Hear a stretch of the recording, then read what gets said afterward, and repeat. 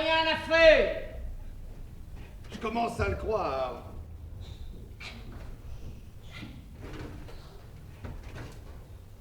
J'ai longtemps résisté à cette pensée en me disant Vladimir soit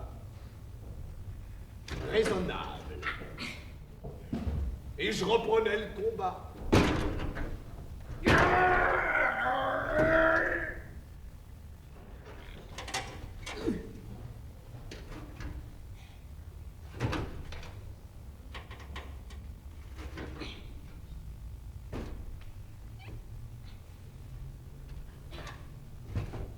Alors, te revoilà, toi?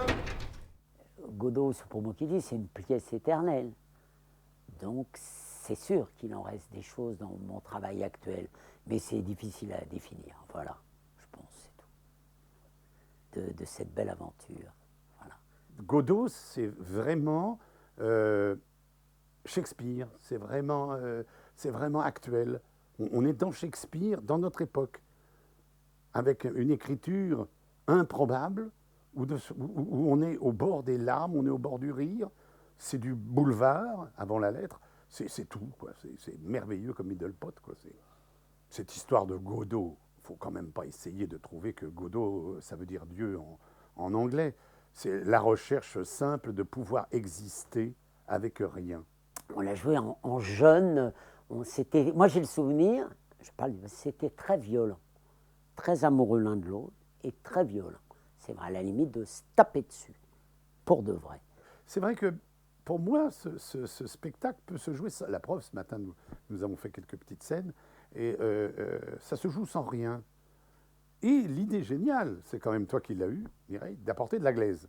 Moi, ça m'a emmerdé, parce que c'est gras, c'est pas propre, je suis très propre. Et je déteste toucher ces matières. Alors je me suis mis des talons, je me suis mis des chaussures à hauts talons, comme ça se faisait à l'époque, d'abord pour tenir, parce que la route, elle était glissante. Hein. On avait une petite route, et j'en ai fait des glissades là-dessus. J'avais mon petit tapis et mes gants. Et puis c'était bien. Puis moi j'aimais jouer dans la glaise, dans l'argile. C'est sûr que si on le remontait maintenant, on ferait ça complètement différemment. Voilà, ça n'aurait aucun intérêt. Et puis, n'oublions pas qu'il y avait une musique à l'époque qui avait dérangé beaucoup de gens, ou pas. Il y en a qui disaient que c'était inutile, donc ils trouvaient ça très bien. Voilà.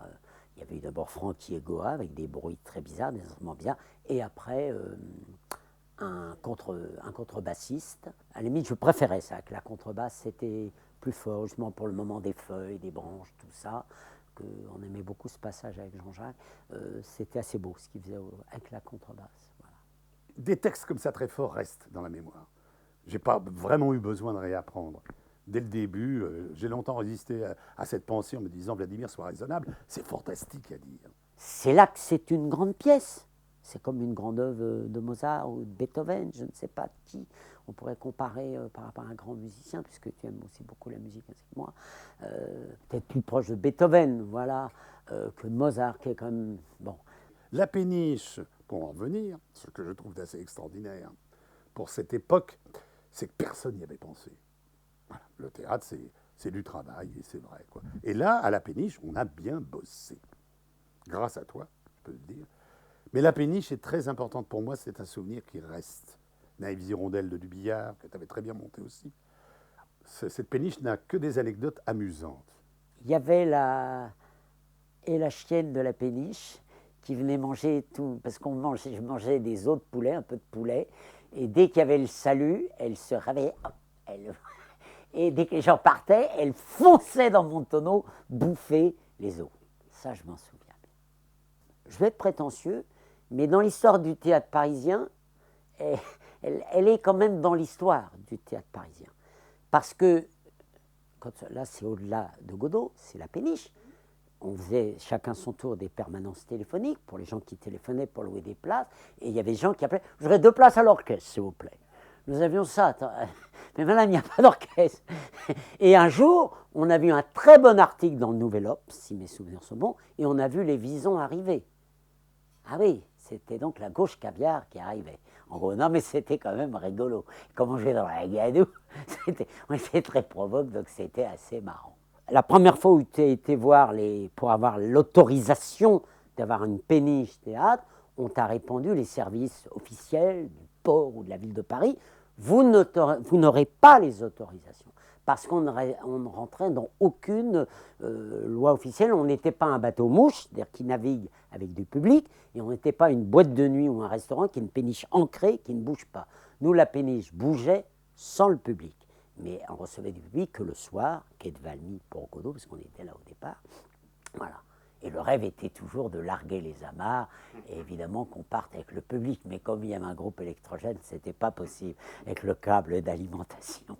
Mais voilà, mais c'est vrai que c'était là, tu t'es battu, et c'est vrai, pour avoir cette autorisation.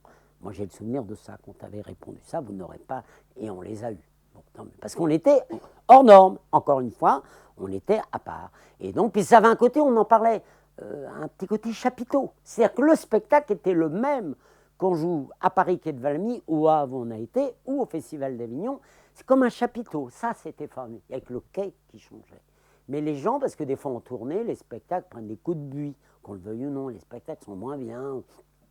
On se retrouve dans des théâtres trop petits par rapport à un immense décor. Et là, non, le spectacle était le même. Quand Jean-Paul m'en a parlé de cette péniche, j'ai dit avec les fous, faut y aller. Quoi. C'est ça il faut marcher. Parce que lui, c'est une bonne folie, quoi, je veux dire.